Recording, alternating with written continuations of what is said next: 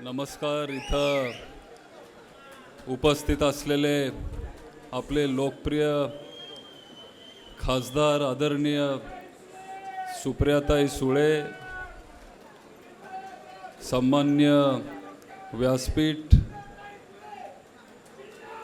इथं उपस्थित असलेले आपल्या राष्ट्रवादी काँग्रेस शरदचंद्रजी पवार साहेबांचे सगळे ज्येष्ठ पदाधिकारी, तालुक्यातून आणि शहरातून आलेले असे सगळे स्वाभिमानी निष्ठावंत कार्यकर्ते, इथं उपस्थित असलेले माझे महिला भगिनी आणि माझे तरुण मित्रांनो,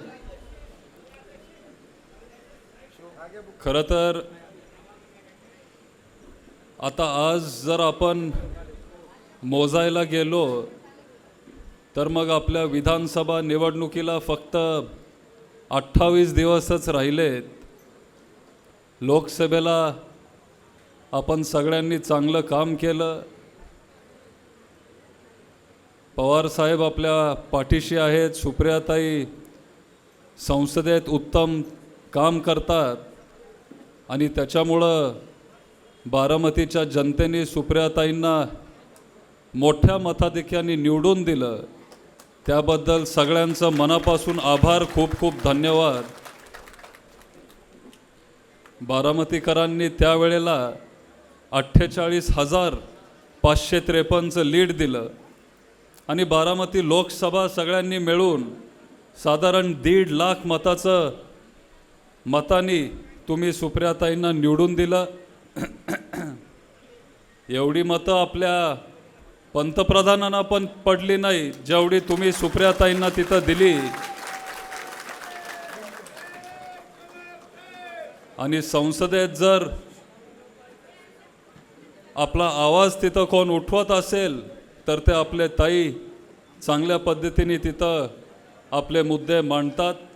मग तो कुठलाही मुद्दा असू दे, पुढं मोठी ताकद जरी असली, अदृश्य शक्ती म्हणून त्यांची ओळख आहे. आज त्यांची नावं मी घेत नाहीत. अदृश्य शक्ती म्हटल्यावर कोण आहे हे तुमच्या लक्षात येतं. ही सगळी मोठी ताकद संसदेत पुढं असून पण तुमची बारामतीची कन्या, आपले लोकप्रिय खासदार सुप्रियाताई सुळे त्यांच्या समोर पण आपले सगळे मुद्दे तिथं मांडत असतात आणि त्यांचा आपल्याला अभिमान वाटतो. आज ते आपल्यामध्ये आहेत. खूप खूप त्यांचाही मी आभार व्यक्त करतो. आता 28 दिवसानंतर आपली विधानसभाची निवडणूक येणार आहे. असे भराभरा दिवस जातात. लोकसभा कधी आली कधी गेली आपल्याला कळलं पण नाही. आणि बघता बघता आता विधानसभेची निवडणूक इथं आली आहे. आपण सगळ्यांनी लोकसभेला खूप चांगलं काम केलं. त्याच पद्धतीने आपल्याला विधानसभेलाही काम करायचं आहे. फक्त विधानसभा नाही तर विधानसभा झाल्यावर लगेच आपलं बारामती नगरपालिका असेल, कॉर्पोरेशन असेल, आपल्या छत्रपती कारखाना असेल, पंचायत समिती असेल, जिल्हा परिषद, सगळे निवडणुका, खरेदी विक्री संघ, दूध संघ, बँक, सगळे जे निवडणुका येतील आपल्याला ताकदीने ते लढवावे लागतील. आणि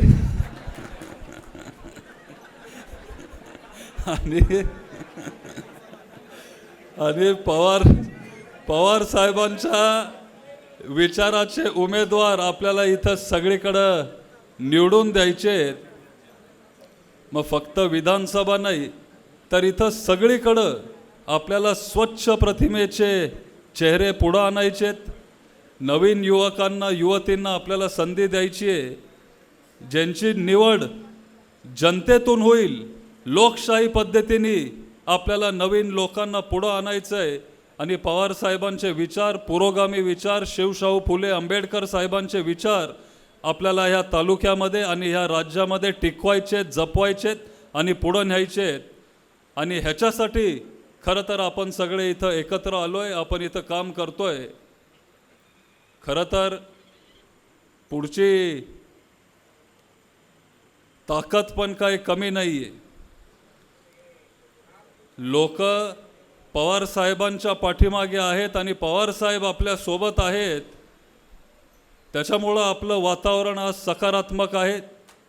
आपण सगळे खूप कष्ट घेतोय. SN बापूंनी आपले अध्यक्ष त्यांनी आता त्यांच्या भाषणात उल्लेख केला.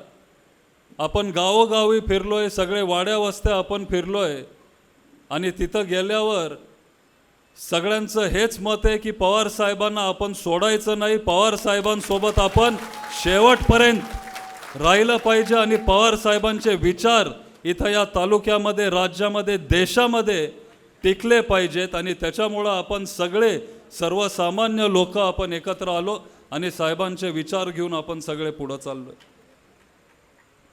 पण हे करत असताना पुढं अदृश्य शक्ती आहे, काही लोक म्हणतात महाशक्ती आहे, खूप मोठी ताकद आहे.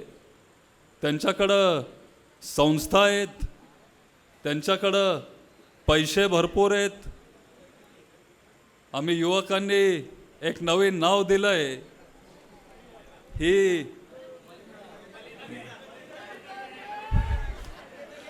ही गँग पण त्यांच्या सोबत आहे.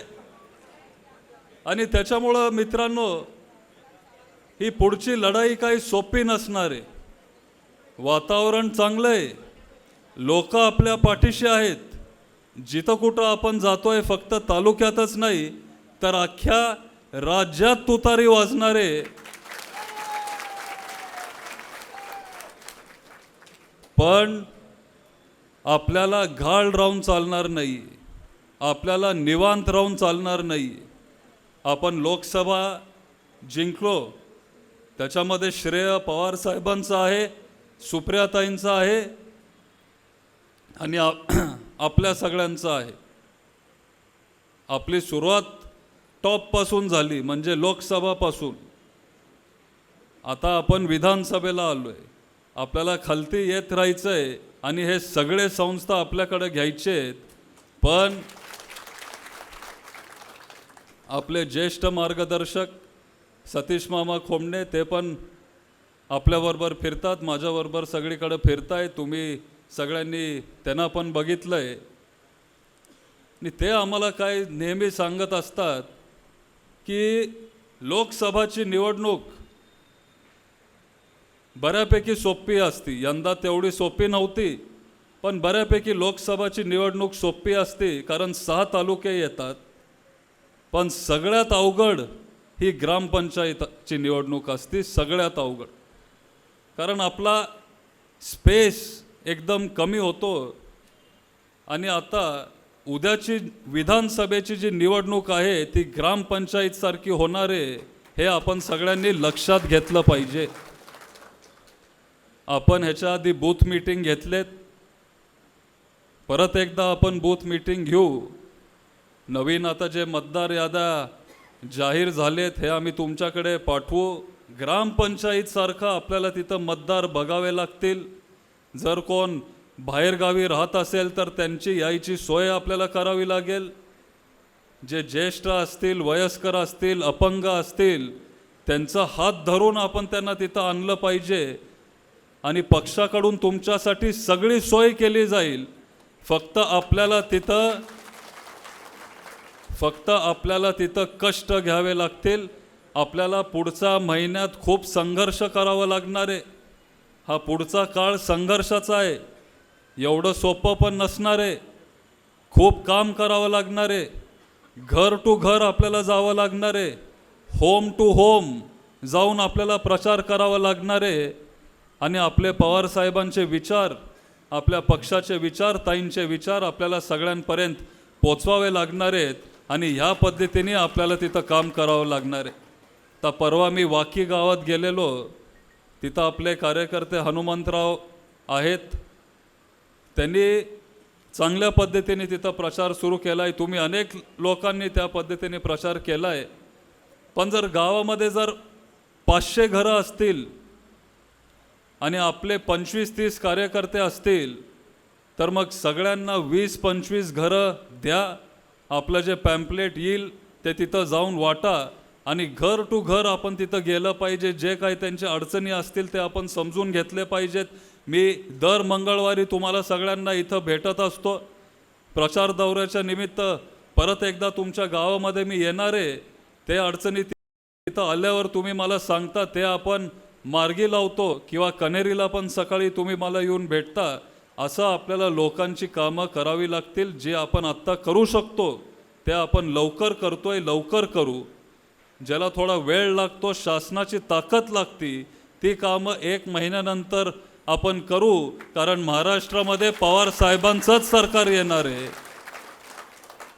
पण आपल्याला कष्ट घ्यावे लागतील आणि बारामतीमध्ये पण तुतारी आपण सगळ्यांनी वाजवली पाहिजे आणि ह्या पद्धतीने आपण सगळ्यांनी काम करायचं आहे, पुढं जायचं आहे. काही लोक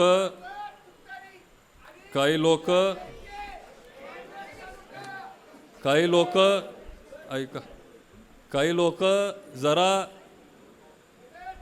खोटा प्रचार करतात, वेगळे वेगळे बातम्या पसरवतात, वेगळे वेगळे अफवा पसरवतात. काही लोकांना हाताशी घेऊन जे काही त्यांना पाहिजे ते आपल्या तालुक्यामध्ये असे खोटे बातम्या, खोटे अफवा ते पसरवण्याचा प्रयत्न करतायत. मला तुम्हाला सगळ्यांना आज सांगायचं आहे, तुम्ही अजिबात ह्या लोकांचं ऐकू नका. त्याच्यामध्ये अजिबात काही तथ्य नाही आहे. पवार साहेबच इथून उमेदवार देणार आहेत आणि चांगल्या पद्धतीने ताकदीने आपल्याला इथं लढायचं आहे आणि पवार साहेबांचं काम आपल्याला सगळ्यांना करायचं आहे. जे काय खोटे मेसेजेस आता हे जे आपले विरोधक आहेत ते कुठल्याही पातळीवर जातील. लोकसभेला त्यांनी तुम्हाला सगळ्यांना ट्रेलर दाखवला आहे, विधानसभेला पिक्चर दाखवतील. त्याच्यामुळं तयार राहावा. साम दाम दंड भेद हे सगळं आम्ही पूर्वी पिक्चरमध्ये बघायचो, पण आता आपल्याला लोकसभेला त्यांनी सगळ्यांनी दाखवून दिलं. विधानसभा पण काही वेगळी नसणार आहे.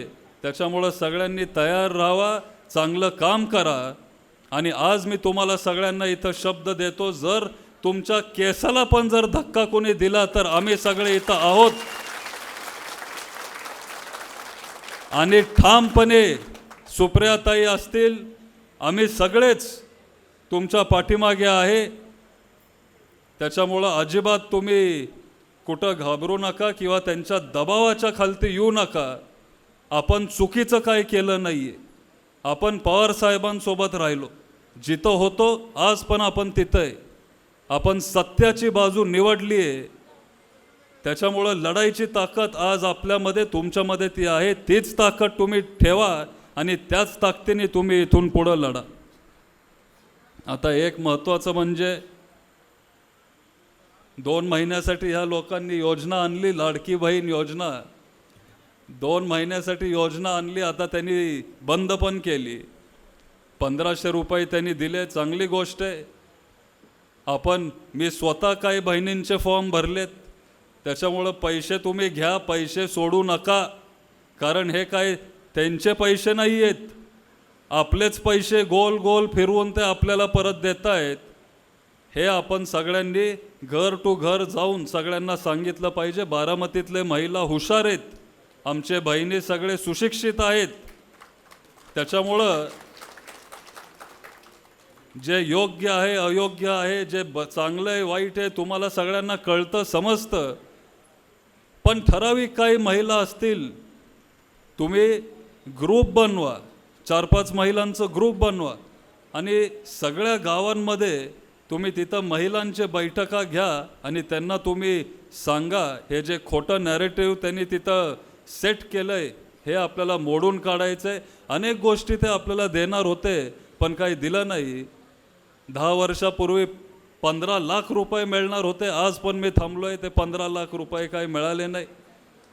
आता ही योजना त्यांनी आणली आहे, पैसे घेतले पाहिजेत.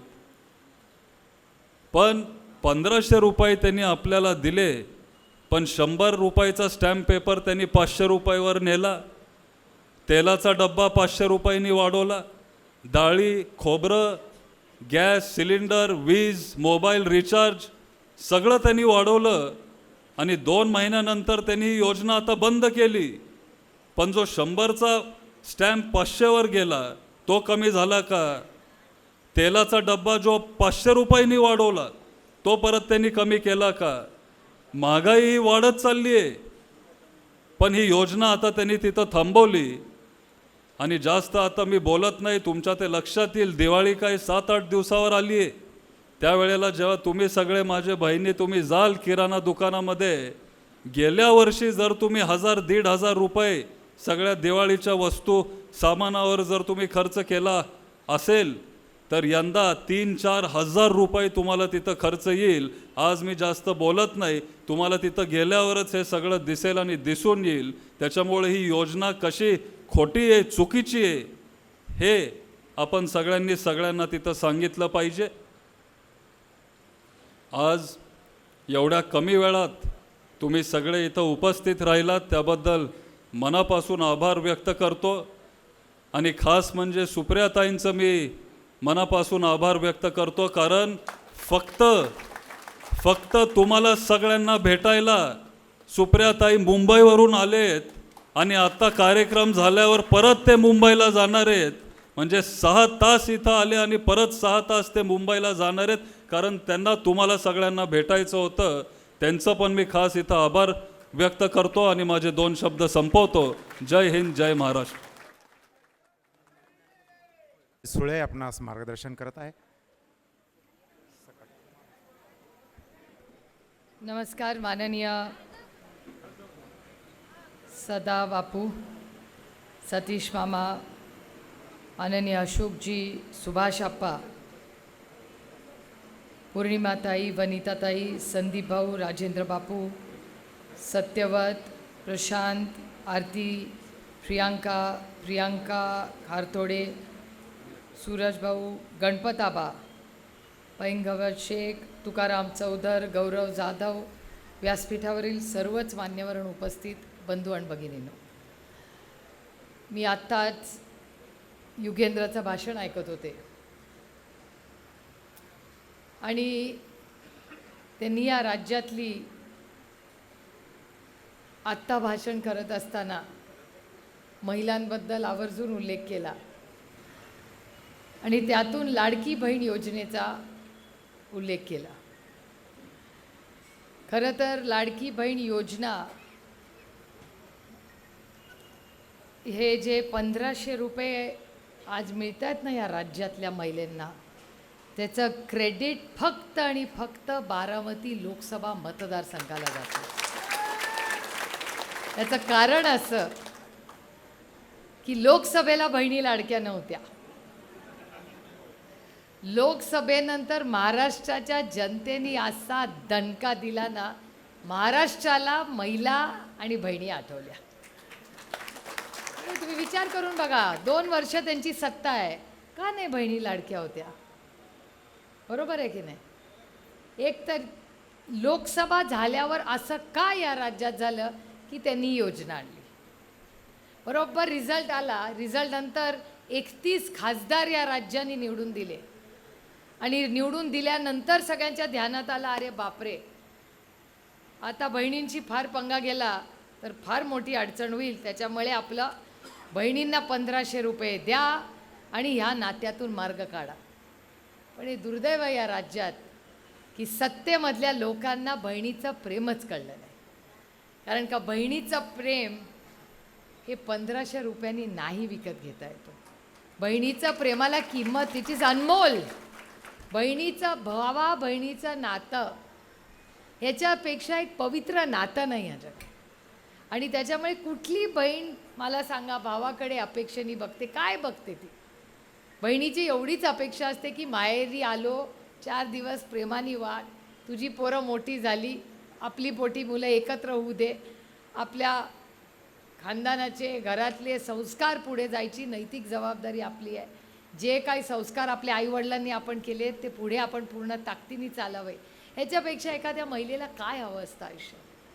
पण शेवटी ह्यांना कळतच नाही की पैसे आणि नातं, व्यवहार आणि नात्यातलं अंतरच या सरकारला कळत नाही. काल योगायोगाने घटना बघा कशी झाली. ती बारामती लोकसभा मतदारसंघातच झाली. बाहेर झाली असती तर कदाचित पकडले गेले नसते. काल अनेक खोके पकडले गेले की नाही. कारण का, तो बारामती लोकसभा मतदारसंघ होता. इधर खोका नाही चलेगा. इथले लोक बिकाव नाही आहेत. पैशाने विकत घेऊ शकत असतं तर काय काय क्रांती झाली असती. अहो, आम्ही बिकाव नाही, आम्ही स्वाभिमानी माणसं आहोत. अर्धी भाकरी खाऊ पण स्वाभिमानाने राहू, अशी बारामतीची मायबाप जनता आहे आणि महाराष्ट्राची मायबाप जनता. तुम्ही मला विचार करून सांगा, आपलंच खेड शिवापूर म्हणजे, आणि योगायोग बघा. मी काल सगळ्या पक्षाच्या चर्चा चालल्या होत्या. आम्ही असेच चर्चा, सीट, संजय राऊत साहेब वगैरे, आम्ही असेच गप्पा टप्पा, रे ह्याला सीट त्याला सीट, असं चाललं होतं सगळ्यांच्या गप्पा टप्पा. तेवढ्यात मला अर्जंट फोन आला. भोरवरनं 5 मिस्ड कॉल. काय म्हटलं, अरे बाबा आत्ता नाही मी बोलू शकत, मी तुला करते. ते म्हटले नाही, फोन घ्या फोन घ्या फोन घ्या. मग माझा एक मुंबईचा PA सुरेश पाटील, सुरेश आला. सागर म्हणतोय बोलावंच लागेल आता. सारंग आपला तिथला एक पत्रकार आहे. म्हणजे सारंगला सांग ना बाबा, राऊत साहेब आहेत सगळे, जयंत पाटील सगळे कामात बसले, एवढं काय अर्जंट आहे का, मेडिकल इमर्जन्सी. म्हटले नाही, त्याच्याहून मोठी इमर्जन्सी. आईची काय इमर्जन्सी असू शकेल. मग मी मीटिंगमधून बाहेर पडले आणि म्हटलं, Sarang what is the problem यार, मैं काम कर रही हूँ, क्यों तुम पैसा 5-5 बार फोन करे. ते म्हणले ओ 50 खोके सापडले. म्हटलं 50 खोके सापडले, काय बोलतोय बाबा तू. म्हटलं अरे चेष्टा नको करू बाबा, मी आता कामात आहे. तो म्हणला 1 मिनटं घ्या माझा, ऐका. म्हटलं काय झालं. ते म्हणले खूप खोके एका इनोवा गाडीत सापडलेत, पोलीस 5ची कबुली देत आहेत. ताई खूप जास्त खोके सापडलेत. महिलांनो तुमच्या माहितीसाठी सांगते, मलाही माहिती नव्हतं हे. खोका म्हणजे 1 कोटी. हां, महिलांना कसं कळणार, मलाही माहिती नव्हतं खोक्याचा अर्थ. आता जरा हुशार झाले असल्या बाबतीत. आता आपलं काय घेणं देणं. हे 50 खोके एकदम ओके झालं ना, तेव्हापासून कळलं खोक्याचा अर्थ. नाही तर आपल्याला बस्ता बांधतो ना, तो खोका आपल्याला माहिती आहे. लग्नाचा बस्ता बांधायचा, खोक्यात टाकायचा, आपलं गाडी ST प्लेनमध्ये जायचं आणि घरी जायचं. आणि मग दिवाळीच्या सफाईला वरून खोका काढायचा, जुन्या गोष्टी साफ करायचा, खोका परत वरती ठेवायचा. आपल्याला काय माहिती खोक्याचा अर्थ म्हणजे 1 कोटी रुपये. तुम्हाला माहिती होतं का कोणाला. आपला संबंध नाही असल्या भानगडींमध्ये. झालं. मग मला फोन आला. म्हटलं किती आहे रे, किती पैसे सापडले. तो म्हणला ताई पोलीस म्हणत आहेत 5. त्यांना अजून कोणाचा तरी फोन आला, पोलिसांवर प्रचंड दबाव आहे म्हणून ते खरं सांगत नाहीत, पण आम्हाला दिसत आहेत पैसे गाडीमध्ये. तुम्हाला आठवत असेल लोकसभेला पण भोरमध्ये गाडी पकडली होती, त्याच्यात 500 रुपयाच्या नोटा सापडल्या होत्या, आठवतं. बँक तर उघडी ठेवली होती ते वेगळंच. ते वेल्ल्यामध्ये 24 तास उघडणारी बँक, किसी को भी अकाउंट है वेल्ला जाओ, 24 घंटा बँक खुला रहता है. खरंच आहे, 24 तास बँक उघडी होती वेल्ल्यामध्ये. त्याच्यानंतर ती गाडी पकडली होती, ती पण भोरवाल्यांनीच पकडली होती. 500 रुपयाच्या नोटा सापडल्या होत्या बघा, सगळ्या पसरलेल्या त्या बॅगेत बिगेत. पुढे काय काय झालं तिथे. तसेच काल हे पोलीस म्हणतात 5 खोके बिचाऱ्यांना घाबरून ठेवले यांनी. बलात्कार झाला तर यांना नाही सापडत. बापदेव घाटात सामूहिक बलात्कार झाला, तिथे नाही यांना पोचायची वेळ झाली. पण इथे 5 कोटीचे 50चे 5 दाबायला यांना बरोबर फोन आला बघा. आता नक्की किती कोटी मला माहिती नाही, पण पत्रकार म्हणतात ताई 5, 15, 20 काय जे असतील ते, आता देवालाच ठाऊक किती होते, पण खूप खोके काल सापडले. पत्रकारांनी मला विचारलं, म्हटलं सापडले तर आहेत.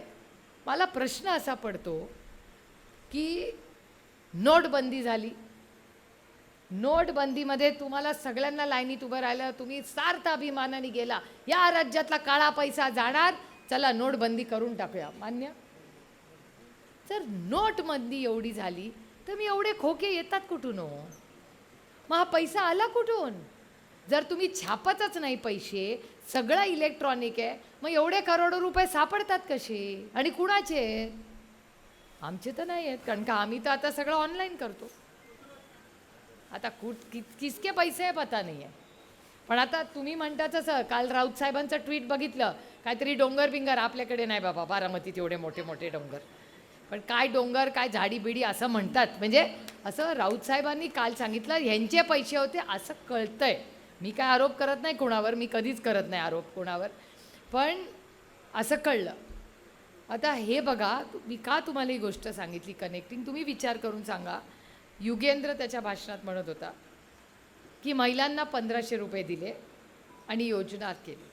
तर व्यवहार आणि नातं, आता भाऊ बहिणीच्या नात्याला यांनी 1500 रुपयाची किंमत लावली.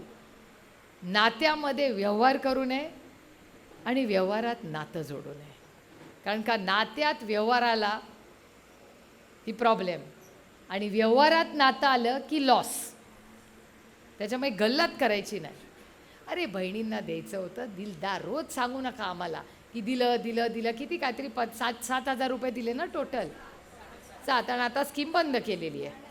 हां, आता बंद झाली.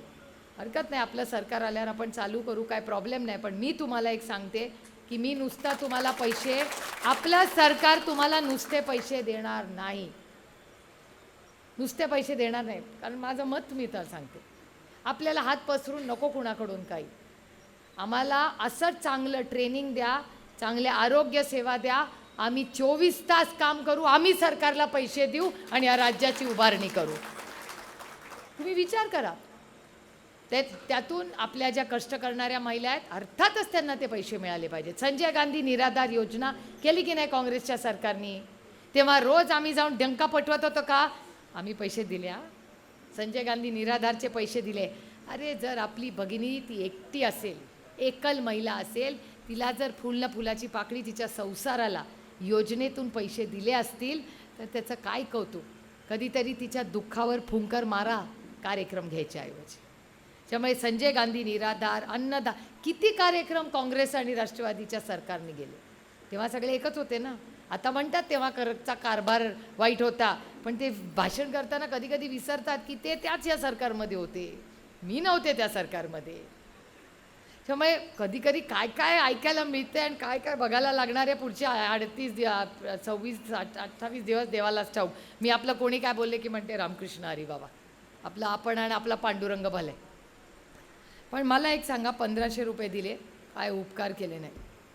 युगेन म्हणला एक गोष्ट आहे, GST भरताना, मी पण GST भरते, मी टॅक्स पण भरते आणि अभिमानाने भरते. या देशामध्ये नियम कायदे पाळण्यासाठी असतात, मोडण्यासाठी नसतात. टॅक्स भरणं ही माझी नैतिक जबाबदारी. सगळ्यावर टॅक्स भरतात. शेतीवरही टॅक्स लावणारं पहिलं पाप या सरकारने केलं आहे. मी शब्द देते, जेव्हा केंद्र सरकारमध्ये आपलं राज्य येईल, शेतीच्या प्रत्येक गोष्टीवर 0 GST करू, 0. हा शब्द देते मी तुम्हाला. अरे GST काउन्सिलमध्ये, राज्यामधला GST काउन्सिलमध्ये कोण जातं माहिती आहे? प्रत्येक राज्यातला फक्त अर्थमंत्री. बाबू तुम्हाला सांगते, आम्हाला कुणाला जायला परवानगी नाही. या राज्यामधला सगळ्या मंत्र्यांनाही परवानगी नाही. या राज्यातला फक्त अर्थमंत्री, सगळ्या राज्यातल्या, आपल्याच नाही. ही कसं असतं, GSTचे निर्णय आम्ही पार्लमेंटमध्ये घेत नाही, ते सगळे अधिकार GST काउन्सिलला दिलेत. GST काउन्सिल म्हणजे कशी आपली म्युन्सिपल काउन्सिल असते तशी GST काउन्सिल. त्याच्यात संपूर्ण देशातले सगळे अर्थमंत्री, ह्या राज्यात प्रत्येक राज्यातला अर्थमंत्रीच जाऊ शकतो आणि तिथे बोलायचा अधिकार फक्त अर्थमंत्र्याला असतो. समजा अर्थमंत्री म्हणला की चला पौर्णिमाताई माझ्या वतीने तुम्ही जा, पौर्णिमाताई पत्र देऊ शकतात, पण पौर्णिमाताईंना बोलायचा अधिकार नाही. फक्त या राज्यात, सगळ्या राज्यातले फक्त अर्थमंत्री त्या GST काउन्सिलमध्ये जातात. आता मग आपली काय अपेक्षा आहे की GST काउन्सिलमध्ये जा आणि महाराष्ट्राचे प्रश्न मांडा. तुम्हाला आश्चर्य वाटेल, ह्या महाराष्ट्रातले गेल्या 5 वर्षात जे जे अर्थमंत्री होऊन गेले त्यातला एकही GST काउन्सिलला गेलेला नाही. असं नाही मी बोललेले, मी म्हटलं या राज्यातले जे जे अर्थमंत्री होऊन गेले कधीही GST काउन्सिलच्या मीटिंगला गेलेले नाही. मग जर GST काउन्सिलला महाराष्ट्राच्या वतीने माणूसच गेला नाही, आपल्याला न्याय कसा मिळणार? खरं तुम्ही म्हणता ही गोष्ट खरी आहे. माझं खरंच म्हणणं होतं, मी कुणावर टीका करत नाही आहे, पण तुम्ही निवडून दिलं की नाही, मी जर आता तुम्ही म्हणले की पार्लमेंटमध्ये मी दिसले नाही, तुम्ही म्हणाल हो सुप्रिया सुळे तुम्हाला पार्लमेंटमध्ये भाषण करायला पाठवले, तिथे बसायचं मुकाट्याने, दिवसभर तिथेच बसायचं. सकाळी क्या बात है, क्या बात है, व्हेरी गुड. सरसकट सगळ्यात मोठी या देशातली सरसकट कर्जमाफी काँग्रेस राष्ट्रवादीने केली होती की नाही? सरसकट कर्जमाफी केलेली आहे. मी तर म्हणीन आपण कर्जमाफी पण करू, पण त्याच्यापेक्षा जास्त हमी भाव मागा. जे सरकार येईल त्याला हमी भाव पाहिजे आम्हाला. आम्ही कष्ट करू, आम्ही स्वाभिमानी लोक आहोत. आम्हाला नको काय उधारचं. आम्ही कष्ट करतो, राबू, 24 तास काम करू. या राज्याच्या आणि देशाच्या उभारणीत आम्ही सहभागी होऊ. किती आनंद होतो. मगाशी ती मुलगी आली होती मला, तिचे वडील शेतकरी आहेत, तिला इंजिनिअरिंगला ॲडमिशन हवी होती. विचार करा, आज महाराष्ट्रामध्ये आणि बारामतीमध्ये असं एक घर नाही ज्याच्यातली मुलगी डॉक्टर किंवा इंजिनियर नाही. केवढी इंजिनिअरिंग कॉलेजेस या बारामतीमध्ये आहेत. अभिमानवाला वाटतो. प्रत्येक घरात गेलं की मुलगी येते. सगळ्यात स्मार्ट ती मुलगी माझ्याशी बोलते. आई मागे असते, आई कौतुकाने मुलीकडे बघत असते की माझी मुलगी काय बोलते. ताईच्या बरोबरीने माझी मुलगी बोलते. हे इथे आहेत का नाही मला माहिती नाही. हां, ते बघा तिथे बसलेत, ते स्वतः पत्रकार आहेत. त्यांची मुलगी MBA झाली आहे, इथे नाही नोकरी करत, बँगलोरला नोकरी करते. बँगलोरवरला आता तिला बँगलोर कमी पडायला लागलं आहे. ती आता म्हणते की मला जायचं आहे अमेरिकेला शिकायला. आता मला सांगा कसं जायचं. मला इतका अभिमान वाटला तिचा. हा राजकीय विषय नाही, हा सामाजिक परिवर्तन आहे की बारामतीमध्ये एक शिकलेली मुलगी बारामतीतून बँगलोरला मेरिटवर जाते. तिचा बाप शरद पवार नाही, ती वशिल्यानी कशानी कुठे जात नाही. आणि मला अभिमान आहे त्या गोष्टीचा. जरा उभं राहा, सांगा कुणाची लेक आहे, टाळ्या वाजवा जोऱ्यात त्यांच्यासाठी. काय त्यांच्या लेकीचं कौतुक मला वाटलं. हीच आहे, शून्यातून उभं केलेलं आहे विश्व. तुम्ही विचार करा, त्यांची लेक बँगलोरला शिकते आणि आता अमेरिकेला जाणार आहे शिकायला. अशा किती मुली मला भेटतात परदेशी गेलेल्या. आपल्या कृषी विज्ञान केंद्रातून, आपल्या विद्या प्रतिष्ठानमधून सगळ्या मुली किती मोठ्या कंपनीजमध्ये नोकरी करतात, सूट घालतात. आणि मला भेटल्यावर कधी फलटणला गेले, कुठल्याही फॅक्टरीमध्ये गेले की त्या मला म्हणतात आम्ही विद्या प्रतिष्ठानमध्ये शिकलो, आम्ही माळेगावला शिकलो. एकदम फाड इंग्लिश बोलतात. आपली एक मुलगी जर्मनीला पण आहे बारामतीतली. कुणाची मुलगी आहे? हां, इंग्रज ती पण नाही. आणखीन एक आहे. नाही कसब्यातली नाही, ग्रामीण भागातली एक मुलगी मला आता लाटेक, ती आहे ना, ती आम्ही जर्मनीला राहते ना. तिने लग्न पण कुठल्या तरी त्याच्याच मुलाशी एकाने केलंय. तिने कुणाशी लग्न केलं? नाही, नासावाली ती आणखीन एक आहे. नितीन आठवतं ती मुलगी होती, तेच मला आठवत नाही. मला आता आठवत नाही. एक तर मुलगा आपला चार्टर्ड अकाउंटंट आहे, तो पहिल्या अटेम्प्टला चार्टर्ड अकाउंटंट झाला होता. चौधरची मुलगी नाही ती. मला येईल, मला आठवेल भाषण करता करता. तू हां, प्रियांका बुरगुले, करेक्ट. हां, बुरुंगले ना. प्रियांका काय झाली? PSI झाली. ती प्रियांका बुरुंगले PSI झाली. एक मुलगी जर्मनीला पण गेली आहे शिकायला. मला मला येईल, ती जर्मन पण बोलते स्वतः. हां, खामगळ ना, करेक्ट. रेश्मा खामगळ, करेक्ट. रेश्मा खामगळ ती जर्मनीला गेली, नोकरी करते ती आणि जर्मन पण बोलते. विचार करा, ग्रामीण भागातली जिल्हा परिषद टू विद्या प्रतिष्ठान किंवा Malegaon straight to Germany, English पण बोलते आणि जर्मन पण बोलते. बारामतीमधली मुलगी आहे ती. काय सार्थ अभिमान आम्हाला वाटतो जेव्हा आपल्या भागातली. यालाच इकॉनॉमिकल चेंज म्हणतात. याला मोठं परिवर्तन काय असतं? हे परिवर्तन शिक्षणातून आणि कामातून होतं. हे परिवर्तन आदरणीय पवार साहेबांनी घेतलं. Social impact on people's life. मी आजच नाही येताना विचार करत होते, काहीतरी पिंपरी चिंचवडची चर्चा चालली होती. तिथला कोणतरी एका भारतीय जनता पक्षाचे आमदार आहेत. आणि तुम्ही रील बघता का सगळे? मी पण रील बघते, पण माझ्या रीलवर टायमर आहे. मी 5 मिनिटापेक्षा जास्त रील बघत नाही, नाही तर वेळेचा पत्ताच नसतो. चाललंय रील आपलं, तिथे दूध ओतू चाललंय, भाग चाललंय आपलं, रील में चल रहा है अपना सबका. मी माझ्या टायमर लावला आहे माझ्या रीलला. मी रील बघत होते आणि रील बघता बघता मी बघितलं, हा बाबा त्याची बायको जावयाचे पाय धुवत होती. म्हणले, हे काय पाय धुत आहेत? मी म्हणलं लग्नाला तर मी गेले होते, तेव्हा ते राष्ट्रवादीत होते, आता भारतीय जनता पक्षात गेले. म्हणलं मी तर लग्नाला गेले होते, तेव्हा तर बघितलं आहे हे काय नवीन पाय धुण्याचा कार्यक्रम चालला आहे. आणि एकदम असं डेकोरेशन, झेंडू बेंडूची फुलं, पाय धुते, सासू पाय धुते, ओवाळते जावयाला.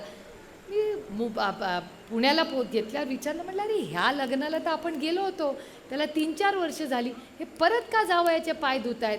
अरे ते म्हणले ताई हे तर धोंड्याचं जेवण आहे. म्हटलं म्हणजे काय? हे बघा ना, शिंदेंनी शरद पवारांना बोलवलं धोंड्याच्या जेवणाला ना, पवारांनी सदानंद सुळेंना बोलवलं. त्यामुळे धोंड्याचं जेवण काय मला माहितीच नव्हतं. ॲक्च्युली मला माहिती नव्हतं. मला कसं माहिती असेल ना, सदानंद माझे वडील कुणालाच धोंड्याच्या जेवणाला बोलवलं ना, किंवा माझे भाऊ कधी धोंड्याच्या जेवणाला गेलेलं मी ऐकलेलं नाही. त्यामुळे मी आपलं धोंड्याचं जेवण काय असतं, मग कोणीतरी म्हणलं अरे तुम्हाला माहिती नाही? म्हटलं नाही आमच्याकडे नाही करत. ते म्हणले दर 4 महिन्यांनी अधिक महिना आहे, 3 वर्षानंतर अधिक महिना आहे, तो अधिक महिन्यामध्ये जावयाला बोलवतात, त्याचे पाय धुतात, त्याला गिफ्ट देतात आणि त्याची आरती बिरती करतात. व्हॉट नॉनसेन्स यार, क्या हो रहा है? कोणता पुराने जमाने का बात कर रहे? ते म्हणले हो ताई असंच करतात. म्हटलं आता झालं धोंड्याचं जेवण. मी म्हणलं की बारामती लोकसभा मतदारसंघात क्रांती होणार. आज नंतर धोंड्याचं जेवण बदलायचं. तुम्ही काय तुमचे रीतपात तुम्हाला लग्नात करायची करी, आय हॅव नो प्रॉब्लेम, तुम्ही करा काय करायचं. पण त्यानंतर 4थ्या-3ऱ्या वर्षी जेव्हा धोंड्याचं जेवण येईल तेव्हा तुमची जावई आणि तुमच्या लेकीनी तुम्हाला सगळ्यांना बोलवायचं त्यांच्या घरी. तुमचे आई वडील सासू सासऱ्यांचे पाय धुवायचे, त्यांना गिफ्ट द्यायचं, नमस्कार करायचा, आशीर्वाद द्यायचा. ह्या मतदारसंघातली कुठलीही माई आज नंतर जावयाचे पाय धुत बसणार नाही. आता माझा मी शोधते, अजून मिळाला नाही जावई. नाहीतर माझा जेव्हा येईल ना 4थ्या वर्षी मी आणि सदानंद सोफ्यावर बस, बेटा करो अभी सासू को गिफ्ट दो. का नाही, आपली पोरगी कमवते, आपला जावई कमवतो, तो आपला पण मुलगा आहे ना. जावई काय बाहेरचा नाही, तो आपलाच मुलगा आहे. सून प्रेमाची सगळे वन फॅमिली यार. कशासाठी कोणी पाय धुवायचे? हे सामाजिक परिवर्तन फक्त कपड्यातून येत नाही, ते सामाजिक परिवर्तन आपल्या आयुष्यात आणि निर्णय प्रक्रियेत झालं पाहिजे. त्याला क्रांती म्हणतात. हा बदल आपल्याला महाराष्ट्रात घडवायचा. का मला अभिमान वाटतो मुली जेव्हा उभ्या राहतात? का नाही उभं राहायचं? लोक माझ्याकडे बघतात आणि म्हणतात अरे वा तुम्ही उभं राहिला. उभं राहिल्याचा विषयच नव्हता. तुम्ही माझ्या जागेवर, एक तर मला माहिती आहे मला भांडायलाच यायचं नाही. आता भांडल्याशिवाय दिवसच संपत नाही. खरंच मला भांडायला कधी वेळच आली नाही आयुष्यात. अमराईच्या घरात सगळी जॉईंट फॅमिली होती, सगळ्यात चुन्नुमी होते. एक वर्ष माझा जन्म इथेच पुण्याला झाला. माझी आयुष्याची पहिली 2 वर्ष अमराईच्या घरात आम्ही जॉईंट फॅमिली राहायचो.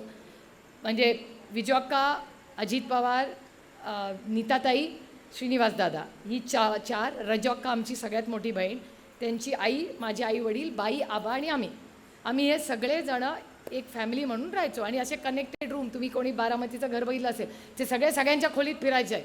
काय त्याच्यात प्रायव्हसी, पडदा, दरवाजा, काय कॉन्सेप्टच नव्हता आमच्या घरात. सब तुम्हाला आठवत असेल की घर आमचं. त्या घरात सगळे जॉईंट फॅमिली, गुणागोविंद, आणि मी सगळ्यात चुन्नू होते. तेव्हा ही सगळी माझ्यापेक्षा मोठी होती, त्यामुळे लाडच लाड. त्याच्यानंतर माझ्यानंतर 5 वर्षांनी अभिजित आणि अश्विनीचा जन्म झाला, ते आणि चुन्नू मुन्नू, पण ते माझ्यापेक्षा बारामतीला कमी यायचे. त्याच्यामुळे सगळ्यात लहान मीच, आयुष्यभर सगळ्यात लहान मीच राहिले. 50शी झाली तरी लहानच. पण ते कुटुंबाचं प्रेम असतं आणि हे माझं भाग्य की इतकी वर्ष मला कुटुंबाचं प्रेम मिळालं. खरंच भाग्य लागतं की एवढ्या मोठ्या जॉईंट फॅमिलीमध्ये आपल्याबरोबर. त्यामुळे भांडायचा कधी काय विषय नाही आणि आपल्याला काय फार लागत पण नाही. आपल्याला ना मोठं घर पाहिजे ना गाडी पाहिजे, उससे काय, सगळे प्रेमाचे जवळ असले हीच माझी ताकद आहे. मला काय फारसं काय दुसरं काय लागत नाही आयुष्यात. आणि बाकी काय त्यातलं महागातलं घेऊन फार काय झोप येते असं काही नाही आयुष्यात. एवढं तर आयुष्य हम सबने देखावं आहे. आनंद आपल्या मनात असतो आणि नात्यांमध्ये असतो. सगळ्यात आनंद, अति दुःख आणि आधी सुख ह्याच्यात माणसंच लागतात. तेव्हा ना सत्ता येते ना लाल दिवा कामाला येतो. घरात लग्न असलं तरी जवळचेच लागतात आणि काय अडचण आली तरी जवळचेच लागतात. अशी ही महाराष्ट्राची संस्कृती आहे. हे झालेले आमच्यावरचे संस्कार आहेत. हे बाई आबांनी केलेले आमच्यावरचे संस्कार आहेत. आशा काकींनी केलेले संस्कार आहेत. माझं अर्ध आयुष्य आधी यांची आशा काकींचे चपातीचे लाडू आणि आमरस खाऊनच माझ्यात प्रत्येक सुट्टी गेलेली आहे. सगळ्यात जास्त युगेंद्र राहिला नसेल त्याच्यापेक्षा जास्त काठ्याच्या वाडीला मी राहिली. कारण का प्रत्येक सुट्टी तेव्हा कुठे कोण महाबळेश्वर गोवा बिया जायचे. आपला आई एस टीमध्ये बैठो, शमा माझी मोठी बहीण आणि मी जाव काटेवाडी आणि असं रडत खडत जायचो परत शाळेला. कुणाला जायचं होतं परत अभ्यास करत बसायला आणि आईचे रट्टे खायला. ते आपलं मजात असायचं. इथे बारामतीला काटेच्या वाडीला सगळे रमत गमत असं आमचं आयुष्य गेलं. पण ह्या सगळ्या परिस्थितीत आता काय झालं ह्या राज्यामध्ये? महागाई तर एवढी गगनाला, 1500 रुपये घ्या आणि 2000 रुपयाचं तेल विकत.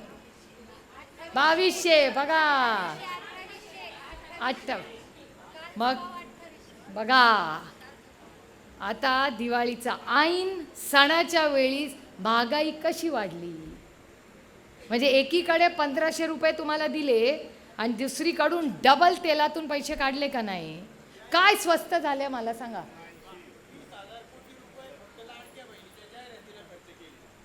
ऐका, फक्त जाहिरात करायला.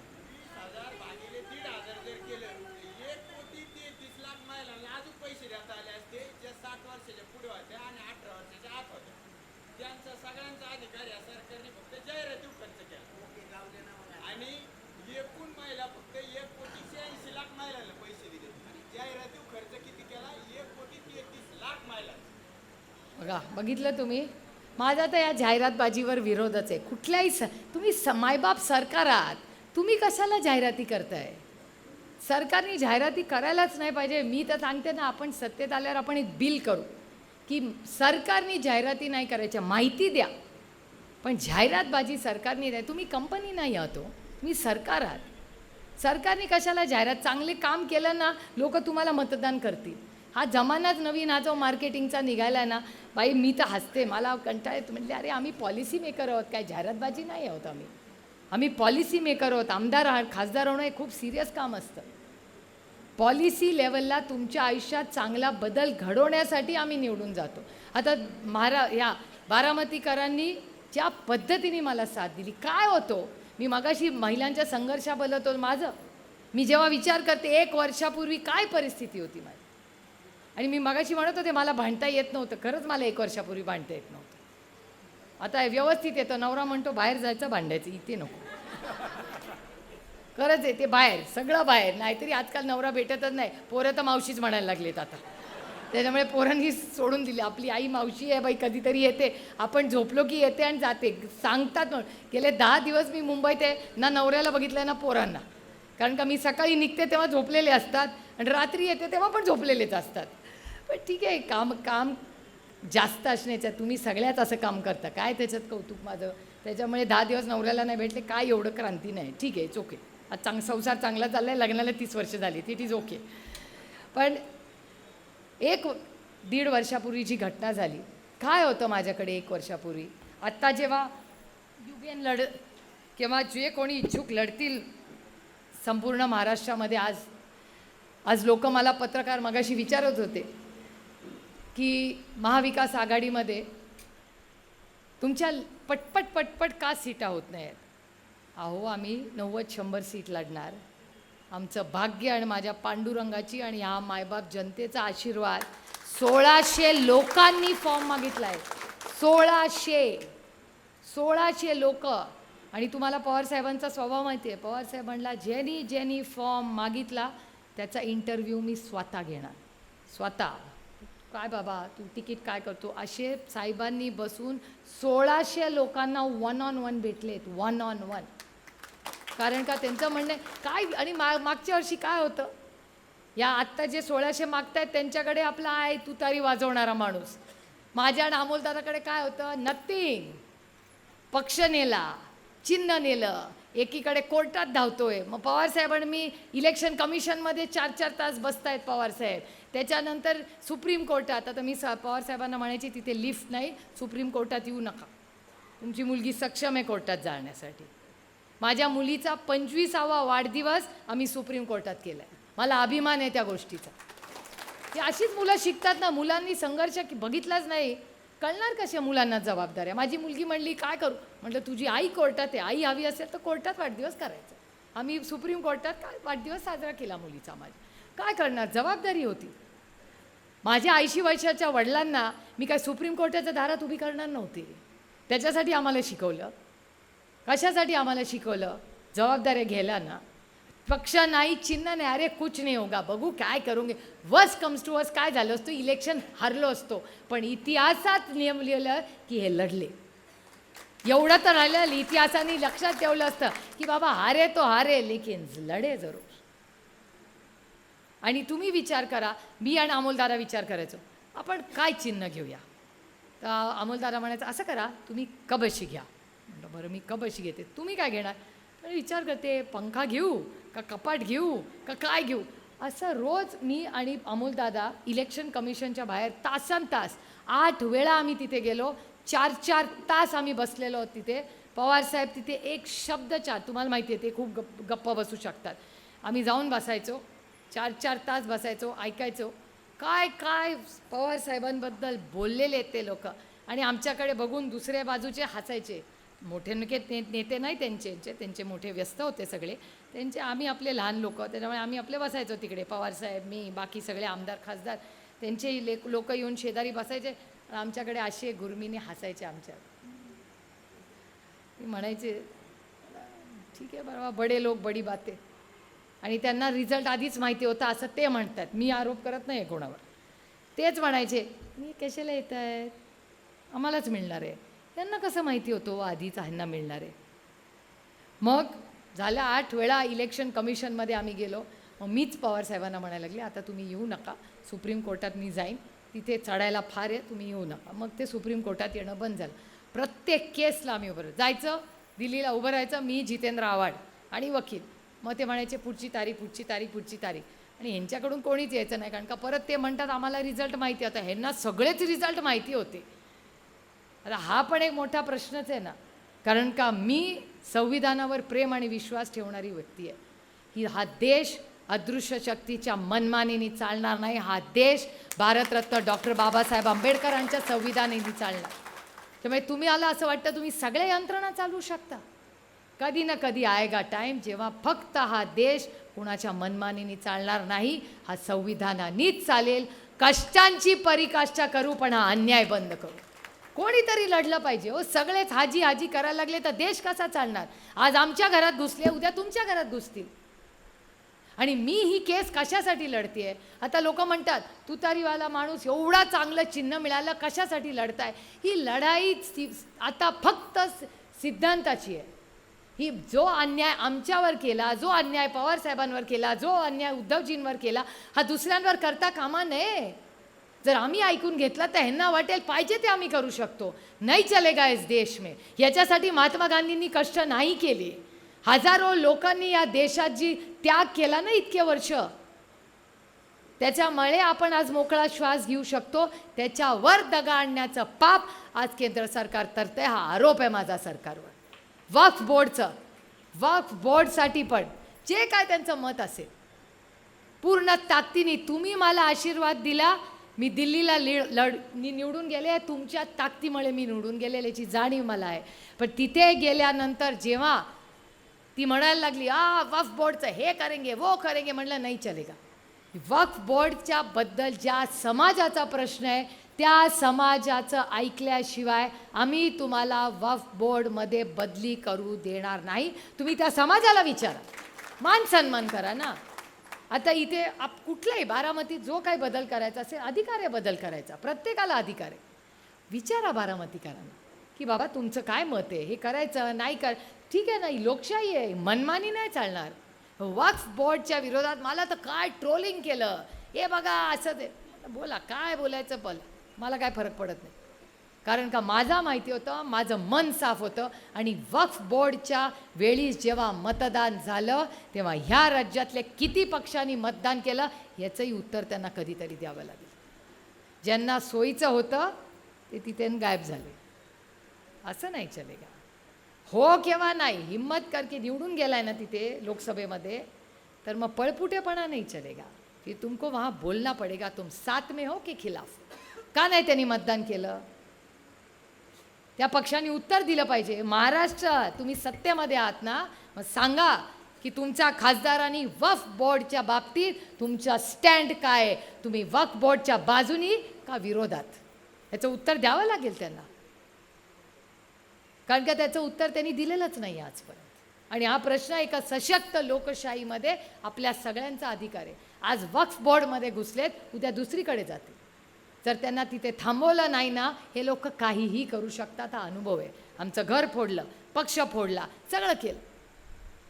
त्याच्यानंतर वक्फ बोर्डमध्ये सुरू केलं. म्हणजे एक एक एक एक एक एक टप्पा प्रयत्न करत बसतात की अजून किती जागा मिळते, किती लोक ऐकून घेतील. आज ही महाराष्ट्राची मायबाप जनता आहे, ती लांबून बसते. सगळे सर्वेवाले बारामतीला यायचे, बारामतीकर एक शब्द बोलायचे नाही. सगळे म्हणायचे काय होणार, काय होणार, काय होणार, काय होणार. माझी दोन्हीची तयारी होती, त्याच्यामुळे मला काय प्रॉब्लेम नव्हता. इस पार या उस पार, आपण लढणं तर जरुरी आहे.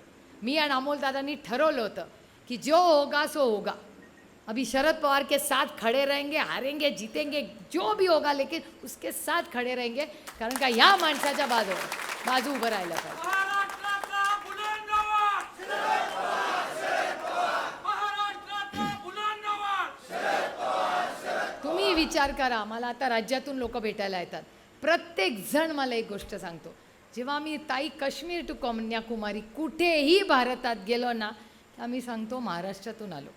मग ते म्हणतात शरद पवार का महाराष्ट्र से तो म्हणजे ते आपलं भाग्य आहे. आणि हे बारामतीकरांचा विश्वास आहे, हे काय आमचं कौतुक नाही आहे. अहो, शून्यातून विश्व उभं केलं, तुम्ही साथ दिली त्यांच्या चांगल्या वाईट काळामध्ये. कोण होती पवार कुटुंब, कोई नाही जानता था.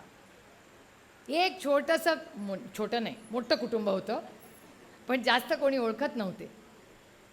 काट्याची वाडी टू अमराई एवढाच प्रवास झाला होता. चव्हाण साहेबांनी डोक्यावर हात ठेवला, तुम्ही सगळ्यांचं प्रेम आणि आशीर्वाद मिळाला, आणि आज पवार कुटुंबाचं नाव काश्मीर टू कन्याकुमारी ओळखतात. याच्या मागे बारामतीकरांची खूप मोठी ताकद आहे, याची जाणीव मला आहे. आम्ही कुणामुळे तर बारामतीमुळे, बारामतीनीच ओळख करून दाखवली ना. आणि हे प्रेमाचे ऋणानं बंद आहे. त्याच्यात ना 1500 रुपये येतात, ना पैसे येतात, ना अदृश्य शक्ती येते. आणि या अदृश्य शक्तीला बारामतीकरांनी लोकसभेत दाखवून दिलं आहे. दिल्ली में तुम्हारा चलता होगा, बारामती में बारामती कर का ही चलता है, तुम कुछ भी कर लो. आमचे लोक साधेत, गप्प बसतात. आता ते जब सर्टिफिकेट आएगा तब भैया, सिर्फ घोषणा दे के नहीं होगा, मेहनत करना पडेगा.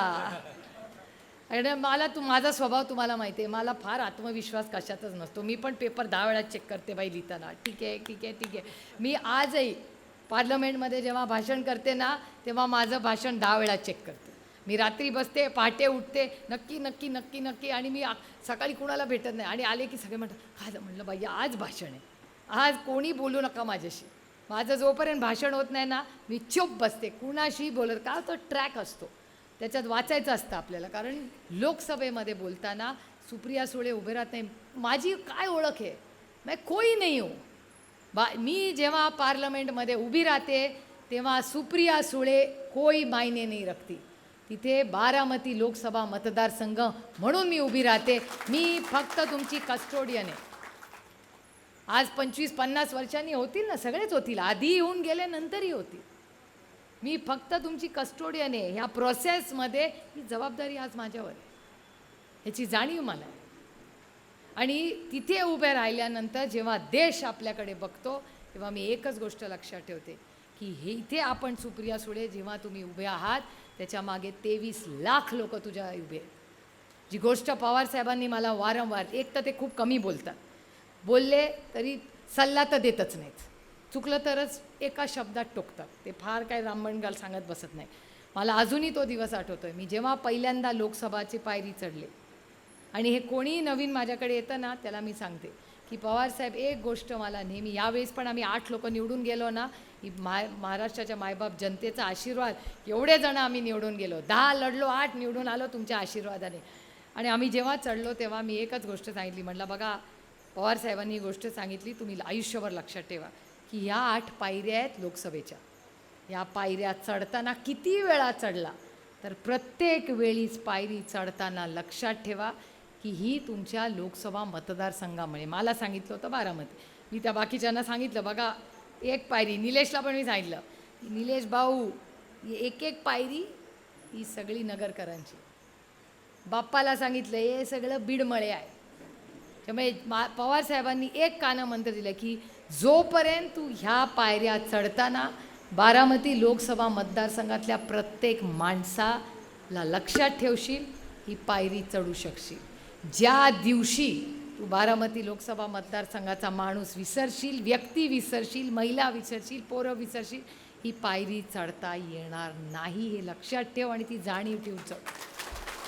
हे मी कधीच विसरणार नाही. ते 15 वर्षापूर्वी सांगितलेली गोष्ट आणि खरी आहे. आम्ही कुणामुळे होते? तुमच्यामुळे आहोत. आणि ह्या इलेक्शनमध्ये ज्या पद्धतीने तुम्ही उभं राहिला, मी तुमच्या समोर नतमस्तक होऊन माझे आयुष्यभर ऋण म्हणणार नाही, कारण का नात्यात, प्रेमाच्या नात्यात ऋण नसतात. पण तुम्ही जो विश्वास माझ्यावर दाखवला त्याच्यात कधीही मी तडा जाऊ देणार नाही, हा शब्द मी तुम्हाला देतो. कारण का खासदारकीचं काम खूप जबाबदारीचं असतं, खूप जबाबदारीचं असतं. आणि जो विश्वास एका खासदारकीला तुम्ही मला निवडून दिलं आणि जी साथ तुम्ही मला 4 वेळा दिली, त्याबद्दल बारामतीकरांचे मनपूर्वक आभार मानते. आणि माझा पांडुरंगावर माझा प्रचंड विश्वास आणि प्रेम आहे. त्यामुळे जरही दुसरी काही वस्तू गेली असेल आयुष्यातून, तरी माझ्या पांडुरंगाने काय माझ्या पदरात टाकलं तर तुतारी वाजवणारा माणूस. तुतारी कधी वाजते? नवीन आयुष्यात काहीतरी शुभ होतं तेव्हा तुतारी वाजते. जेव्हा इथलं टायटनचं दुकान उघडलं तेव्हा पण तुतारीच वाजली होती. जेव्हा आपली सुझुकीची शोरूम उघडली तेव्हा पण तुतारीच वाजली होती. जेव्हा दूध संघ काढला होता तेव्हा पण तुतारीच वाजली होती. आणि जेव्हा लग्न कार्य ह्या इंगळे गार्डनमध्ये होतं तेव्हा पण तुतारीच वाजते. त्यामुळे कुठल्याही शुभ कामाची सुरुवात ही तुतारी वाजवणारा माणूसच करतो. आणि जेव्हा छत्रपती शिवाजी महाराजांनी युद्ध पुकारलं तेव्हा पण तुतारीच वाजली होती. त्यामुळे हे युद्ध इथे कुणाबरोबर नाही, आपलं युद्ध दिल्लीबरोबर. कारण का दिल्लीची अदृश्य शक्ती ही महाराष्ट्राचं कंबरड मोडण्याचं पाप करते. मग ती महिला असू दे महिलांचं मला माहिती आहे. महिला काय सांगतात मला, नको 1500 रुपये, ह्यांच्याच चॅनलवर सांगतात 1500 रुपये नको, आम्ही 2000 रुपये देतो, आमच्या पोरींना सुरक्षित ठेवा. मी शब्द तुम्हाला देते, महाविकास आघाडीचं सरकार आल्यावर या राज्यातल्या महिला नाही, पुरुषांची पण सुरक्षिततेची जबाबदारी ही महाविकास आघाडी घेईल. RR पाटलांच्या काळात एवढे लोक नव्हतं, गुंडागर्दी नव्हती, होत होती का? RR आबा जेव्हा या राज्याचे उपमुख्यमंत्री होते, गृहमंत्री होते, तेव्हा एवढा क्राईम होता का? नव्हता. महिलांवरचे रोज बातमी येते बलात्कार. होतात कसे बलात्कार? बलात्कार झाल्या एक तर होऊ देणार नाही, आणि झाला तर लगेच अटक, फास्ट ट्रॅक कोर्ट आणि चौकात फाशी द्या, ही माझी मागणी असेल त्यासारखं. आज नंतर होणार नाही कुठल्याही महिलेचा. आणि नुसत्या महिले नाही, आपल्या पोरांची पण काळजी घेतली पाहिजे आपण. सुरक्षितता हे शब्द मी तुम्हाला देते, नागरिक सुरक्षितता. आणि पोलीस चांगले आहेत, पोलीस चांडवण्याचा प्रॉब्लेम आहे. पोर्श गाडी, एवढी मोठी करोडो रुपयाची गाडी, ठोकून जातात तुम्ही पुढे आणि रक्ताचे सॅम्पल बनतात, नाही चलेगा. कुठल्याही गाडीत फिरवा तुम्ही, नाही चालवणार. तुम्ही जर ॲक्सिडेंट केला तर तुमचा किती कोटी रुपयाची गाडी असेल तुमको भोगतना पडेगा. 2 मुलांची आयुष्य गेली आहेत. कधी कोणी विचार केला आहे काय हाल झाले असतील? त्या आईच्या दुःखाचा कोणी विचार केला आहे? त्या वडिलांचं दुःख काय झालं असेल त्या पोर्सच्या गाडीच्या ॲक्सिडेंटमध्ये? जेव्हा सामूहिक बलात्कार, बापदेव घाटातून आपण सगळे जातो. किती वेळा रात्री, मी तर रात्री 1 आणि 2 वाजता बापदेव घाटातून जाते. कधी भीती वाटत नाही. आता वाटतं अरे बापदेव घाटात सामूहिक बलात्कार, इतकं अस्वस्थ करणारी वस्तू. ती आपला मतदारसंघ आहे, आपला जिल्हा आहे. आपल्या जिल्ह्यामध्ये ड्रग्ज, आपल्या जिल्ह्यामध्ये बलात्कार, आपल्या जिल्ह्यामध्ये हिट अँड रन फोर्स चाललंय का या राज्यामध्ये? हा छत्रपतींचा महाराष्ट्र आहे, शाहू फुले आंबेडकरांचा महाराष्ट्र आहे, आणि हे सुसंस्कृत पुणे जिल्हा आहे. नाही चलेगा ये सब. महाराष्ट्रातच चालणार नाही, जिल्ह्यात हा नाहीच चालणार. त्यामुळे मी शब्द तुम्हाला देते, हा बदल आपल्याला करावा लागणार आहे. आणि हा बदल कुठल्या व्यक्तीबद्दल नाही मी बोलत आहे, या विचाराचा माझी लढाई आहे. त्यांचा जो विचार आहे तो चुकीचा आहे, तो महिला विरोधी आहे, तो शेतकरी विरोधी आहे, तो कष्ट करणाऱ्यांच्या विरोधी आहे, ते लेबरच्या विरोधी आहे. विचार आहे. किती वेळा मला भेटता तुम्ही लेबर लॉसाठी? तो नाही आहे, तो सगळ्यांच्या विरोधी आहे. त्याच्यामुळे आपल्याला आता हा बदल आपल्याला या राज्यात करायचा आहे. परत भाषण करायला येईनच, पण आज मोठ्या संख्येने आपण उपस्थित राहिला. आज सगळं काय नियोजन करायचं ह्याच्यासाठी मी बापूंची सातव बापूची सगळ्यांची एस एन बापूंची सगळ्यांची माझी इथे यायच्या आधी सविस्तर चर्चा झालेली आहे. आपण सगळे फॉर्म भरायला आता जेव्हा तारीख येईल तेव्हा फॉर्म भरायला आपण नक्की भेटू. एवढंच म्हणून भाषण करतो की हा स्वाभिमानांचा पक्ष आहे. सेवा, सन्मान आणि स्वाभिमान. सेवा मायबाप जनतेची, सन्मान शेतकऱ्यांचा, ज्येष्ठ नागरिकांचा आणि महिलांचा, आणि स्वाभिमान तुमच्या आणि माझ्या महाराष्ट्राचा. रामकृष्ण हरी. धन्यवाद. आभारापूर्वी एक विनंती आहे, सर्वांनी जेवण करून जायचं आहे आणि अमृताताई सकट आपण स्टेजवरती या.